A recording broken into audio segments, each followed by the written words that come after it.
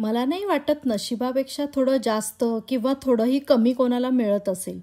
मग ते रंगरूप असो, उंची असो किंवा छान लांबसडक मुलायम केस असोत. आता हेच पहा ना, कोणाचे केस कुरळे असतात तर कोणाचे एकदम सिल्की, कोणाचे दाट असतात तर कोणाचे पातळ, कोणाचे लांबसडक असतात तर कोणाचे छोटे. असे जन्मतःच देवाने दिलेले असतात ज्याला त्याला. ते तर आपण फार काही बदलू शकत नाही. पण जे दिलेले आहेत त्यांची काळजी घेऊन निदान त्यांचा पोत अजून बिघडू न देणे हे आपल्या हातात असतं. वयानुसार त्यांच्यात न्यूट्रिएंट्सची कमी येऊन ते गळू न देणे किंवा जास्त पांढरे होऊ न देणे हेही आपल्याच हातात असतं. तसं पाहायला गेलं तर आजकाल वेगवेगळ्या ट्रीटमेंट्स करून घेऊ शकतो आपण पार्लर्समध्ये जाऊन.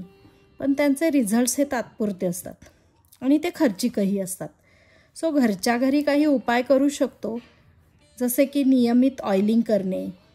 पण ते तेल कसं असावं? हर्बल असेल तर अजूनच चांगलं. मग चला तर आज आपण बनवूयात नॅचरल गोष्टींपासून बनवलेले हर्बल ऑइल. आता काही गोष्टी व्हिडिओमध्ये पाहिल्याप्रमाणे मी माझ्या गार्डनमधूनच घेतलेल्या आहेत. जसं की माका आहे, तुळस आहे, कोरफड आहे, कढीपत्ता आणि लिंबूची पानं. अजूनही काही इन्ग्रेडियंट्स आहेत ते पाहूयात. तर ही आहेत माक्याची फक्त पानं काढून घेतलेली आहेत 1 डिश भरून. नंतर हा आहे आवळा 1/2 किलो, 7-8 कढीपत्त्याची पानं आहेत, 4-5 आहेत मीडियम साईजचे कांदे. ही आहेत जास्वंदाची फुलं, कोणत्याही कलरची चालतील. नंतर ह्या आहेत पारंब्या, कोवळ्या कोवळ्या वडाच्या झाडाच्या पारंब्या आहेत. आणि हे आहेत 1 टेबलस्पून मोहरी आणि 1 टेबलस्पून जवस, 15-20 तुळशीची पानं आणि 7-8 जास्वंदाची पानं. ही आहेत लिंबाची 7-8 पानं आणि गुलाबाच्या पाकळ्या. या भरपूर घेतल्या तरी चालतील 1 डिश भरून वगैरे. माझ्याकडे एवढ्याच होत्या त्या मी एवढ्याच घेतल्या. ही आहेत दुर्वा ह्या आहेत आणि ही आहेत कडुनिंबाची पानं. ही पिवळी झालेली आहेत माझ्याकडे. तुमच्याकडे ताजी हिरवी असतील तर ती उत्तमच. नंतर ही आहे कोरफड. ही मोठं आहे पान माझ्याकडे म्हणून 1च घेतलेलं आहे. छोटी असतील तर 2 घ्या. आणि ह्या अर्धी वाटी मेथ्या भिजत घातलेल्या होत्या त्या मी कोरफडीच्या पानाला कट मारून त्यात टाकलेल्या होत्या. नंतर त्याला मोड आलेले आहेत. हे आहे तेल, खोबरेल तेल. ते लाकडी घाण्याचंच घेतलं तर उत्तमच, पण मला अर्धाच लिटर मिळालं होतं म्हणून मी अर्धा पॅराशूट आणि अर्धा लाकडी घाण्याचं घेतलेलं आहे. हे आहे बदाम तेल, ते 100 ml घेतलेलं आहे मी. आणि हे 100 ml एरंडेल तेल. आता कृतीकडे वळूयात. एका मिक्सरच्या भांड्यात आता ही माक्याची पानं, ज्याच्यामुळे केस गळणं बंद होतं आणि ग्लो वाढतो आणि डोक्याचा स्कॅल्पही हेल्दी होतो, तो घ्यायचा आहे. नंतर कढीपत्त्याची पानं घ्यायची आहेत, ज्याच्यामुळे केस काळे होतात आणि हेल्दी होतात, ग्रोथ वाढते केसांची. त्यानंतर घ्यायची आहे तुळशीची पानं, की जी आहेत अँटीबॅक्टेरियल, त्यामुळे केसांना फायदा होतो. आणि जास्वंदाची पानं, ज्याच्यामुळे ग्रोथ वाढते आणि हेल्दी राहतात केस.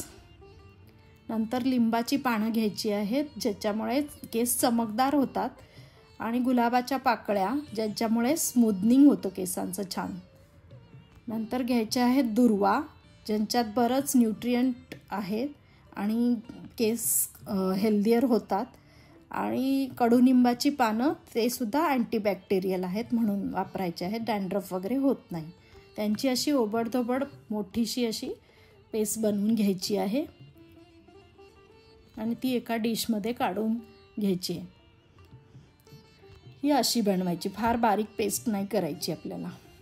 त्यानंतर घ्यायचे आहेत कांदे.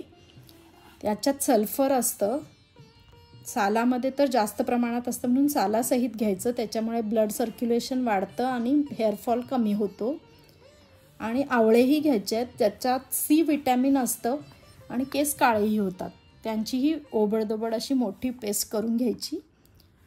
ती पण एका डिशमध्ये आपण काढून घेतोय.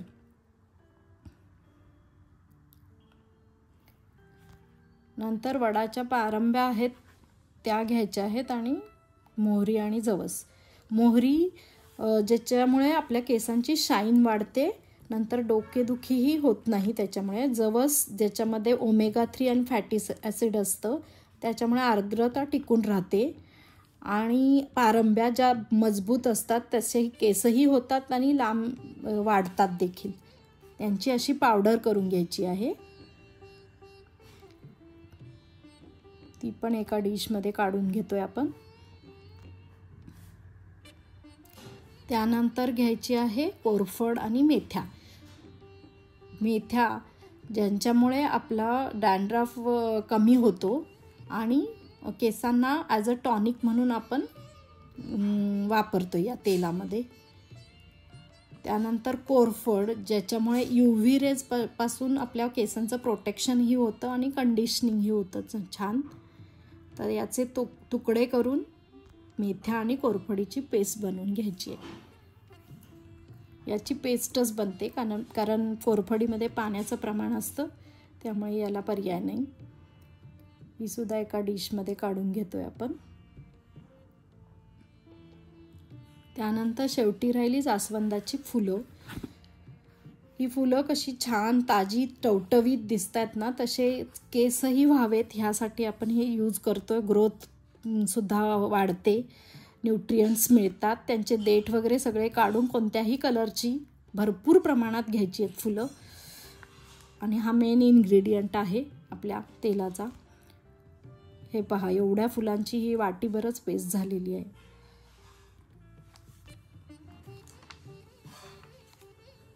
या अशा पेस्ट करण्यामागचं कारण असं आहे की अख्खी पानं फुलं घातल्यामुळे फ्राय होण्यासाठी वेळही जास्त लागतो आणि भांडंही मोठं घ्यावं लागतं. त्यामुळे अशी पेस्ट बनवून घ्यायची. चला तर आता मग आपण सुरुवात करूया तेल बनवायला. आता गॅसवर एक मोठी कढई घ्या. ती लोखंडी असेल तर फारच उत्तम, नसेल तर मी माझ्याकडे एवढी मोठी कढई नव्हती त्यामुळे ही ॲल्युमिनियमची घेतलेली आहे. त्यामध्ये आपण आता खोबरेल तेल घालून घेतोय. पहिलं तर पॅराशूट घातलं, नंतर लाकडी घाण्याचं, ते दोन्ही मिक्स करून थोडं गरम झाल्यानंतर या सगळ्या पेस्ट घालायच्या आहेत त्या तेलामध्ये. मीडियम लो गॅसवर ही पेस्ट आता सारखी खालून हलवत अशी उकळून घ्यायची आहे. नंतर हे उकळत ठेवून 1 तासभर तरी लागतो या तेलात हे सगळं फ्राय होण्यासाठी. याचा कलर जेव्हा डार्क ब्राऊन होईल त्यावेळी गॅस बंद करायचा आहे. सारखं हलवत राहायचं आहे ते होईपर्यंत, नाही तर खाली लागू शकतं. तर हा असा कलर झाला पाहिजे, डार्क ब्राऊन कलरचा. आणि सगळं हे फ्राय होतं त्याच्यामध्ये. मग गॅस बंद करायचा आहे आणि थोडं कोमट झाल्यानंतर हे बदाम तेल त्यात ॲड करायचं आहे आणि एरंडेल तेल. बदाम तेलामुळे आपल्या केसांना ओमेगा 9 आणि विटॅमिन D मिळतं आणि स्ट्रॉंगर स्मूथर होतात. आणि एरंडेल तेलामुळे विटॅमिन E मिळतं आणि केसांची मुळं पक्की होतात. आता हे 1 दिवस तसंच थंड होऊ द्यायचं आणि एका भांड्यात जाळी ठेवून हे मलमलचं डबल कापड घेऊन त्यातून गाळून घ्यायचं आहे हे तेल. अशा प्रकारे या कापडाची 4ही टोकं एकत्र करून हे रात्रभर बांधून ठेवायचं आहे गळण्यासाठी. आणि रात्रभर गळून मग आपल्याला भांड्यामध्ये जमा झालेलं तेल अशा प्रकारे मिळू शकतं. आणि राहिलेला जो चोथा आहे तो हेअर मास्क म्हणून आपण यूज करू शकतो. तर हे असं तेल आपल्याला दुसऱ्या दिवशी मिळू शकतं. तर हे आपण एखाद्या काचेच्या कंटेनरमध्ये स्टोअर करू शकतो. हे केस धुण्यापूर्वी 1 तास आधी किंवा आदल्या दिवशीसुद्धा आपण या तेलाने मालिश करू शकतो. किती सुंदर कलर आलेला आहे बघा. अशा प्रकारे आपलं हे घरच्या घरी बनवलेलं हर्बल ऑइल तयार आहे. आवडलं असेल तर लाईक करा, शेअर करा, कमेंट करा आणि सबस्क्राईब करायला विसरू नका.